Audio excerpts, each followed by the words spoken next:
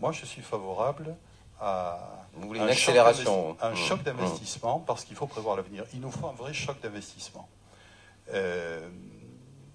Un choc d'investissement parce que la dynamique va continuer. On ne va pas se plaindre que la métropole soit attractive. Décréter 1 million d'habitants, d'abord, ça se décrète pas.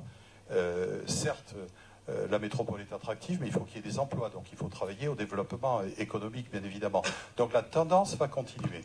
Et pour inverser cette tendance, il y a eu une époque où on était en retard sur les ponts. Ça commence à se résorber. On était en retard sur les transports collectifs. Ça a commencé à se résorber. Mais on est dans une dynamique d'attractivité telle, économique et démographique, qu'il faut encore accélérer le rythme pour ne pas être pris de vitesse. Donc je suis favorable à un choc d'investissement. Et là, je crois que c'est la responsabilité d'une part de l'État dans les assises de mobilité de se recentrer sur la question de la mobilité au quotidien. On parle des grandes infrastructures régionales ou nationales, elles sont importantes, mais aujourd'hui, ce qui est important, c'est le quotidien des gens, ce que vous vivez. Et on ne peut pas le résoudre autrement que par des axes d'entrée rapides, des grands parcs relais, des grandes portes d'entrée métropolitaines, et ensuite des connexions de transport collectif radiales et circulaires pour permettre d'aller d'un point à un autre facilement.